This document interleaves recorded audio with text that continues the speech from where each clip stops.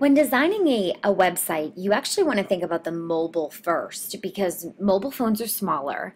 The whole space is smaller, so it helps you really simplify things when you're examining your entire site. Let's take a look at some data here. This is from the International Telecommunications Union. They sort of track worldwide trends.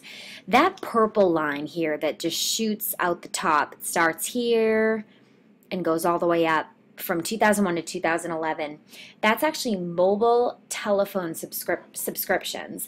And to give you some perspective, there's 7 billion people in this world, and 5.9 billion of them have mobile subscriptions. So that's 87% of people, and it's growing each year. And that's in both developed and developing countries. And each year, an increasing number of people get broadband access right on their mobile phones. And that's indicated right here in this lower purple line along the bottom. So obviously there's a huge jump between how many mobile phones there are and how many people have broadband access, but that does grow. But you also have to think about the fact that cafes, grocery stores, museums, libraries, universities, they all have Wi-Fi systems that you can oftentimes tap into as a guest.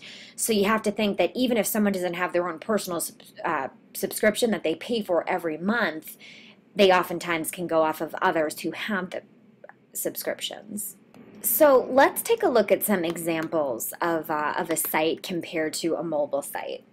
So here in this area is actually, I just grabbed this from my own experience. This is my bank. It's Fifth Third Bank. It's www.53.com.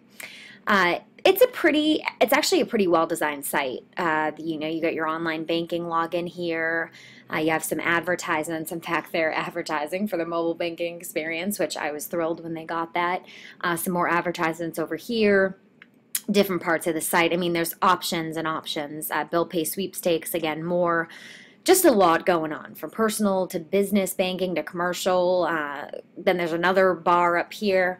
There's just a lot going on versus the mobile site. Take a look at this. Here's the mobile site. You have, look at how simple it is. You have a login.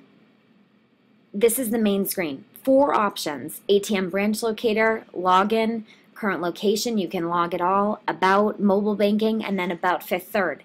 That's how simple it is. It's 4 options, and it's exactly what you're looking for when you go to the site. When I go to the site, I want to look into internet banking. Sometimes I want other options, and obviously that's what the larger site is for, but it just shows you that there can be so much less going on the regular site when you first design the mobile site.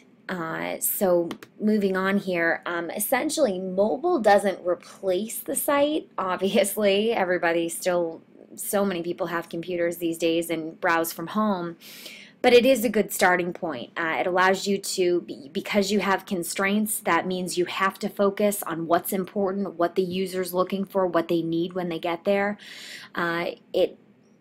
You explore its capabilities on mobile, from using sound and the push-pull aspect of the different mobile phones.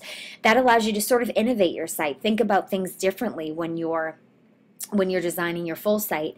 And then of course, if it's successful, if your mobile phone's successful and therefore your site can be successful, they can work together, there's more opportunity for you to do pretty well with your business. So these are some of the sites I use. Obviously, the International Telecommunications Union. I also took some information from Luke Robluski. Wow, I just butchered his name. But he's all about the mobile first experience, and a lot of information comes from him, and I wholeheartedly agree with it. So again, when you're thinking about your site, think mobile first, and you will really, really simplify things for the user, and you'll have people coming back again and again.